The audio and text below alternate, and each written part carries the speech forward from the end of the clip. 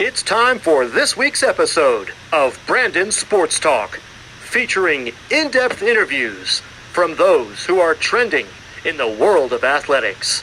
And now, here's the host of Brandon Sports Talk, Brandon Pentheny.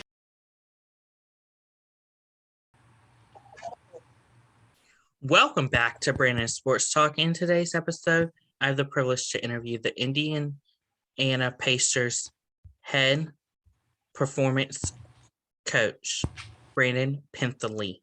How are you doing today? I'm good. And I just want to preface that it's the head for the G League program and just an assistant for the regular team. I don't want to take that credit because that's not me. Can you talk about how I'm doing good. Can you talk about how you knew that you wanted to work in professional sports? Yeah, originally I wanted to go to med school. So I went to the University of Oregon to be a part of the human physiology program there and the pre-med route. So I had a pretty good mentor, and his name was John Runyon. And in my opinion, you got to have a good mentor if you're going the pre-med route, just because it's pretty strenuous. And the University of Oregon, in this sense, was like one of the only schools on the West Coast that didn't specifically have a medical school attached. Like the University of Washington has a medical school, USC has a medical school as well. But the University of Oregon was one that didn't have a medical school attached that had actual cadaver bodies associated within the program. And that's different than a lot of the per se people in my profession now. Didn't quite have that experience of dissecting an actual body and putting your hands in a body and teasing out muscle structures or dissecting certain organs. Because in my opinion, it's tough to get a full grasp on the entirety of the human body without actually seeing it below skin level, if that makes sense. And so while I'm doing that, I'm still an athlete, developing myself, and just being around some of those other minds there within the Oregon athletic program. And there's some great minds, Coach Rag, both highly good at what they do. And so they're developing me through their programs or their coaching as an athlete. And so I could kind of take bits and pieces and remember it and understand the development there. And then Oregon pumps out high level athletes in many sports, track specifically. And so I got to be around some of those great athletes and learn how they were being coached or what was similar. And then that transitioned to after undergrad, pursuing some of the sliding sports in terms of bobsled skeleton federation, because they recruit out of other sports. And so I'm still trying to develop as an athlete myself and be in this human physiology range and still think kind of at this time I'm still going to go to med school. Obviously you need a lot of other stuff after graduating with an undergrad to be able to even get into med school. And so I kind of jumped headfirst into just the athletic development portion. Let's see how far I can take this Olympic dream. And then I'm in the next Olympic development pipeline as an athlete. And that's kind of when something kind of clicked, that I could probably do this in terms of developing athletes as well as a career. And that's kind of the part where it switched. And I still chase the Olympic portion. And even to like this day, not ready to fully shut the door on that. But that's kind of the tipping point of where it switched, and I can pursue that as a full-time career, if that makes sense. That's so amazing. Can you talk about, of course, how your certification in being a strength and conditioning specialist helps you? to get to where you are now? Yeah. The test for the CSCS overall, I mean, it's strenuous relative, but the pre-med route, I think, made that test seem extremely easy. Uh, John Runyon, one of the heads of the Department of the Human Physiology, really structured a lot of the testing that we had for our classes throughout undergrad to be a medical school level courses in terms of how the questions are structured. And hey, there might be two right answers on here, but which one is more right, and find the minutia detail of what's wrong. So that portion made that rigor and difficulty of the prepping for the med school per se made that certification really easy to get.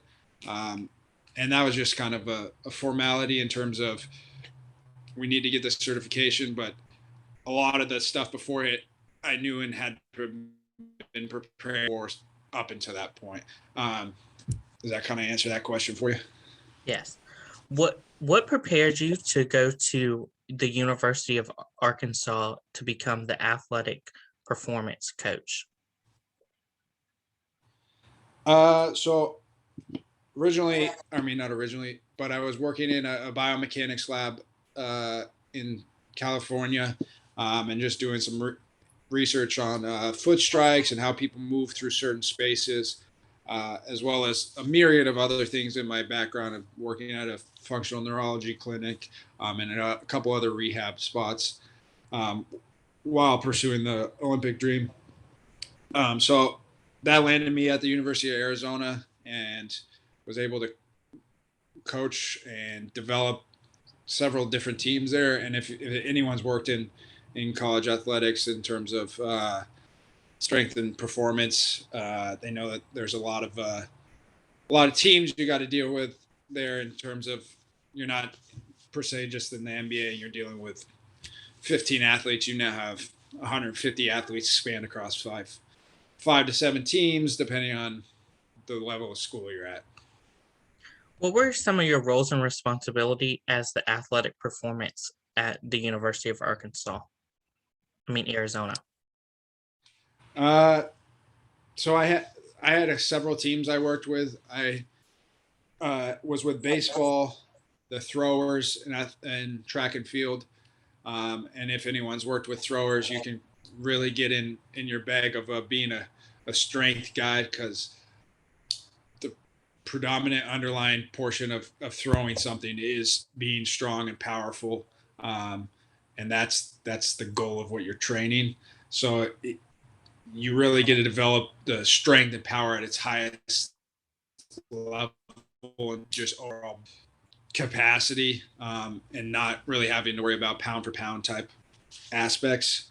As well as I was with the multi-event people, softball, cheer, swimming, and then helped with basketball. So I kind of had a lot of teams we were working with there, and that made for some long days and interesting schedules, and learning how to if teams were overlapped on lifting times, being able to structure things and put people certain places within the weight room so you still are watching and get in a grasp of here's our overall program flow. Of course, with working with teams like softball and baseball and basketball, what were some of the similarities when working with them and some of the differences? Yeah, I mean, at the end of the day, it's still human movement and fundamental movements. And it just, you have to meet the people at their level. So in college, you could have somebody who's never theoretically ever lifted a weight from all the way up until the point that they get to you in college, and they've just gotten by on their sports skill alone. Where now you're getting all those people meeting at an intersection, and everybody's either at your level or better at the college level, and then so on and so forth as you go up the ranks.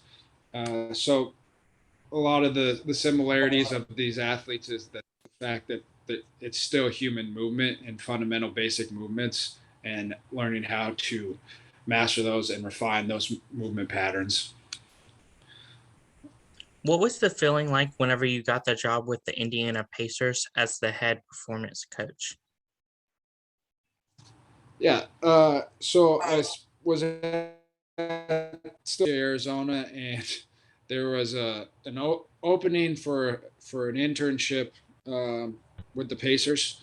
I know it was halfway through the season at this point, and it was right around Christmas, January time, and so I knew from a standpoint that I always wanted to work in the NBA.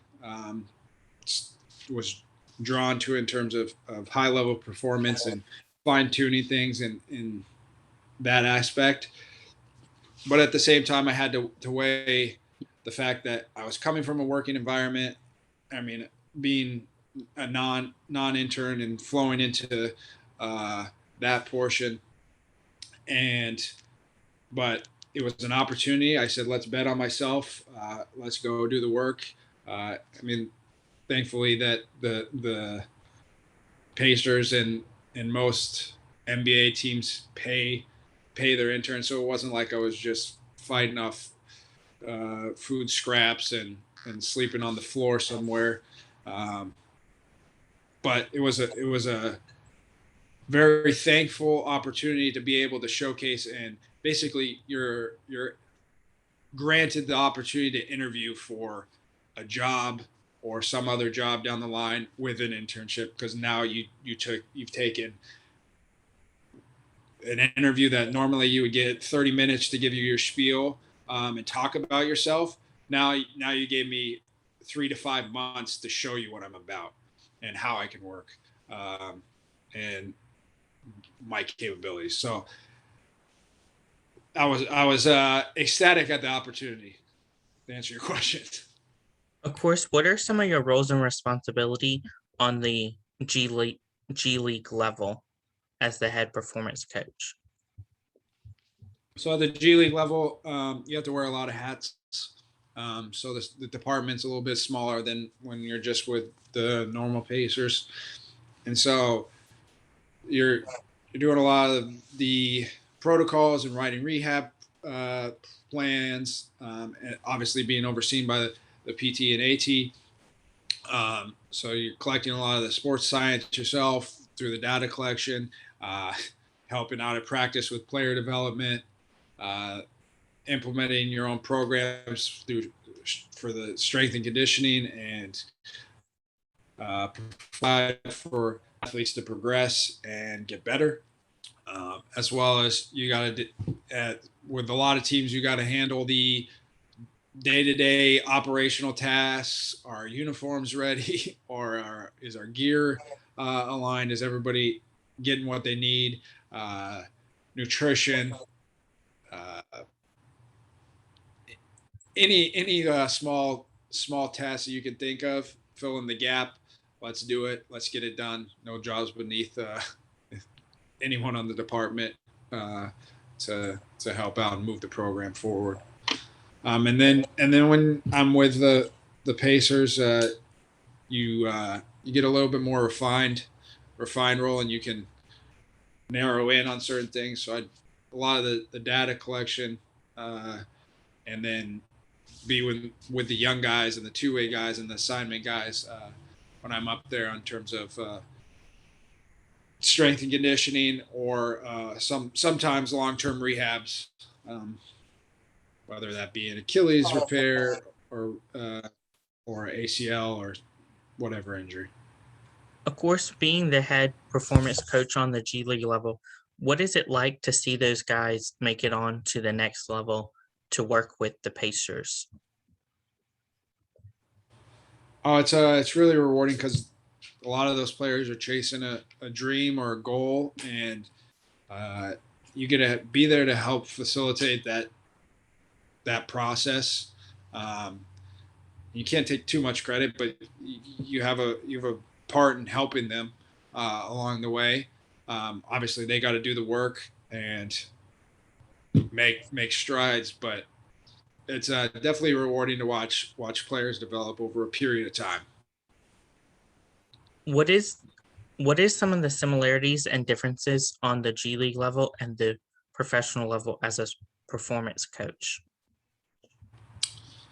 I think kind of highlighted on just like the fact that at the G League level, you got to wear a lot of hats. The normal NBA level, the budget's a little bit higher, and there's generally a bigger staff. So you get when you have more minds thinking about certain issues and projects, you have the ability to really see differently. If you have 12 minds thinking about a problem versus two, it makes it a little bit easier to solve tasks per se. Whereas with two minds, you get more straight line you make a decision and you go, versus you might get a little bit slower process up with 12 minds, but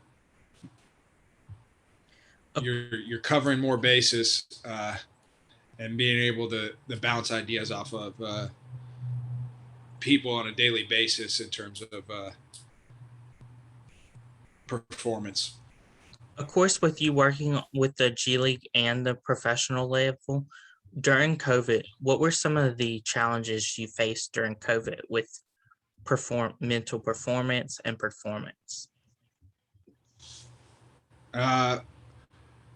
Well, the G League season and the remainder of the NBA season were both done in bubbles in Disney World, so that presented its own challenge in terms of isolation.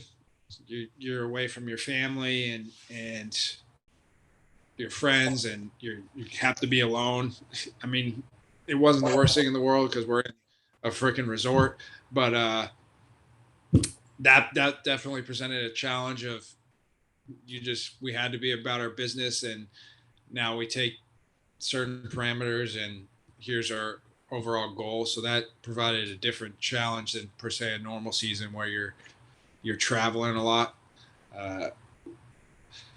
which in terms of travel, it was really nice to be in a bubble because you didn't have to be in one city one night, get on a bus or a plane or somewhere and be in another city the next day or the next night. So that was a large mental hurdle for a lot of guys. Just the week 3 to week 5 is a little bit of a grind of you're still in the bubble and guys got to figure it out and make the best of it. Of course, while you were in the bubble, what were some of the challenges you faced while being in the bubble? And what were some of your obstacles you overcame? I think the biggest challenge was just the isolation portion. And that helped if we could schedule things as a team together and be in our team room and try to spend as much time together. It was a little bit easier to spend time outside, like near the pool or something when it was permitted. So you kind of hoped it didn't rain some days. So that was kind of how we overcame a lot of that, and just being consistently around each other, whether it's team meals or after practice or whatever it may be. Food wasn't really an issue because the resort provided food every day, whether it was dry one day, it didn't matter. You didn't really have to worry about, where are we going to get our food from today, which is a constant thing you're thinking of at the G League level while you're traveling. So the bubble was nice per se from a normal G League travel season standpoint. What are some of the things that you have to do to prepare to become a head performance coach before becoming a performance coach? Be able to have a broad range. So really know each different little area and how they translate to an overall picture. So you need to know how to be able to be a strength coach in terms of here's the movements and their derivatives and the fundamental movement patterns. Those are definitely things you got to know. And you got to know how to interact and be around certain different people from all walks of life, because your GM and your ninth guy on the bench probably grew up in different areas, or maybe they did, but a lot of the times people just grew up in different areas, different cultural backgrounds. So you got to be able to know what makes Johnny tick and what makes Bill tick, and so on and so on. And so you need to know how to interact with all these different types of people. So that's a big thing. And in my opinion, you got to be able to talk the talk or walk the walk, because talk is cheap and everyone loves to talk about it, but consistency in what you're doing uh, is a big one from a interaction standpoint. And then on top, going back to the competency portion, you just got to be able to be competent in a lot of different aspects, whether it's nutrition, sports science, understanding derivatives of certain algorithms and how that relates to what you're seeing with whatever metrics you're collecting, and being able to understand all those little aspects and how they integrate in towards a bigger picture. What is something that you learned now that you didn't know before working on the professional level as a head performance coach and performance coach? Uh,